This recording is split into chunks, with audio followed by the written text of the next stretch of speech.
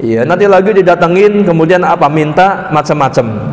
Mintanya sama persis seperti apa yang disukai oleh kakek kita. Ya, kakek kita suka sayur asem misalkan. Nanti yang mewujud ini minta sayur asem. Kok sama persis sama kakek saya? Berarti ini kakek saya? Bukan, itu setan. Karena ruh orang yang meninggal ini tidak akan kembali lagi, ya. Baik, kita lihat argumen supaya Bapak dan Ibu kuat gitu ya. Kita sabar sedikit. Ya, argumen ruh orang yang meninggal tidak mungkin kembali lagi. Yang pertama, Allah mengingkari permintaan orang mati untuk kembali ke dunia. Di dalam Al-Qur'an disebutkan surat Al-Mu'minun 99 sampai 100. Hatta idza jaa ahadahumul mautu qala rabbil ji'un la'ali a'malu salihan fima tarakt kalla innaha kalimatun huwa qailuha wa min waraihim barzakhun ila yaumi yub'atsun. Demikianlah keadaan orang-orang kafir itu yang sudah meninggal, hingga apabila datang kematian kepada seseorang dari mereka mati, mereka berkata, ya Tuhanku, kembalikanlah aku ke dunia agar aku bisa berbuat amal soleh yang telah aku tinggalkan, terhadap yang telah aku tinggalkan. Maka kata Allah apa? Kalla, sekali-kali tidak, nggak mungkin bisa kembali. Sesungguhnya itu adalah perkataan yang dia ucapkan saja. Dan di hadapan mereka ada dinding sampai hari kiamat, ada dinding sampai hari mereka dibangkitkan, ya. Wa mi waraihim barzakhun. Di hadapan mereka ada barzakh sampai mereka dibangkitkan, ya. Nah, jadi orang yang sudah meninggal itu posisinya itu ada di alam barzakh. Ya, alam barzakh itu alam yang terdapat antara dunia dan akhirat.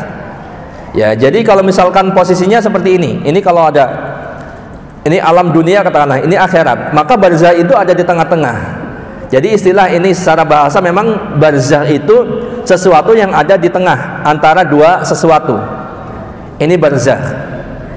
Maka dikatakan wa mi waraihim barzakhun ila yaumi yub'atsun.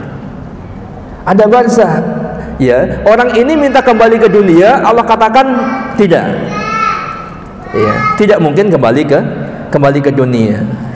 Dalam tafsir dikatakan kemudian Allah menyatakan bahwa setelah mereka mati ini akan ada barzakh, dinding pemisah antara dirinya dengan kehidupan dunia. Mereka yang sudah mati ini memasuki barzakh, tidak akan lagi bisa keluar darinya. Tafsir As-Sa'di halaman 559. Jadi begitu, ya. Baik. Yang kedua argumennya, Bu, ya.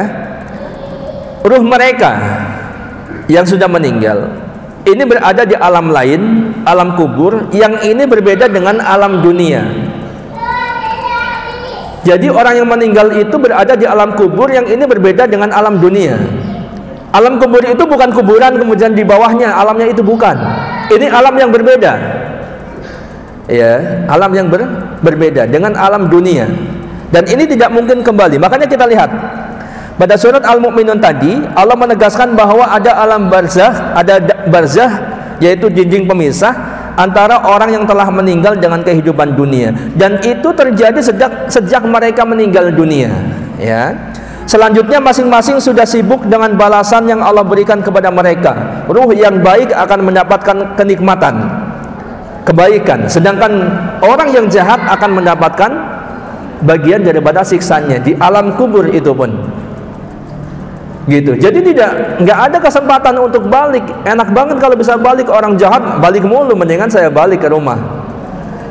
Kalau bisa kan begitu. Makanya orang kafir tadi minta dibalikin ke dunia, tapi Allah katakan kalla, tidak mungkin. Ya. Hadis tentang orang yang mati syahid berada di tembolok burung hijau, yang burung itu terbang di taman-taman surga. Kita lihat, ya. Jadi mereka yang mati syahid ini kemudian ditanya sama Allah, ya, apa yang kalian inginkan? Ditanya, diam. Sampai ditanya 3 kali, apa yang kalian inginkan? Apa yang kalian mau? Ya, karena takut ditanya terus, nggak mau ditanya terus maksudnya, karena sudah cukup. Ya, kata orang ini, kata orang yang meninggal syahid ini, dan mereka mengatakan, ya Allah, ketika ditanya terus itu, kami ingin engkau mengembalikan ruh kami ke jasad kami. Kami ingin engkau mengembalikan ruh kami ke jasad kami, ya, sehingga kami bisa berjuang, berperang di jalanmu untuk yang kedua kalinya, untuk syahid lagi. Maksudnya begitu. Nah, ketika orang ini ditanya berkali-kali, maka dia menjawab seperti itu. Pengen ruhnya dikembalikan ke dunia, ke jasadnya. Untuk apa? Bukan untuk senang-senang, bukan, tapi untuk berjuang lagi sampai dia mati lagi, syahid lagi. Begitu ya. Nah, kemudian ketika Allah melihat mereka sudah tidak butuh apapun lagi, ya, maka mereka ditinggalkan. Artinya orang yang mati syahid ini pun ketika pengen dikembalikan ke jasadnya, nggak Allah kabulkan, walaupun tujuannya adalah untuk berjuang lagi, untuk syahid lagi. Ya, artinya apa? Ruh itu nggak mungkin kembali ke dunia setelah dia masuk alam barzakh. Jadi nyanyian saben malam Jumat ahli kubur mulih neng omah, tadi belum ditranslate ya? Belum ya?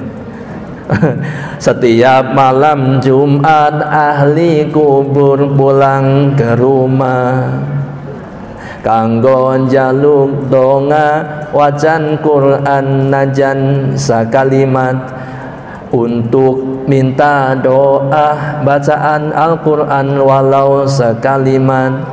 Lamun ora dikirimi, kalau tidak didoakan, banjur balik brebes mili, terus pulang sedih gitu ya, bersedih ya, kembali ke kuburan paku tangan tetangisan.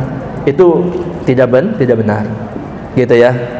Nah, ini argumennya apa tadi? Sampai orang yang mati syahid pengen dikembalikan ke jasadnya untuk berjuang lagi, untuk syahid lagi pun sama sekali tidak dikabulkan oleh Allah Subhanahu wa ta'ala. Nah, bentuk pengagungan yang 3 ini, menghormati ruh yang bergentayangan dengan membunyikan klakson sekali, 2 kali, 3 kali, atau berkali-kali, atau permisi anak monyet mau lewat gitu ya, merendahkan diri gitu. Sama siapa? Sama itu penunggu jembatan itu, yang padahal itu mah tidak lebih mulia daripada kita.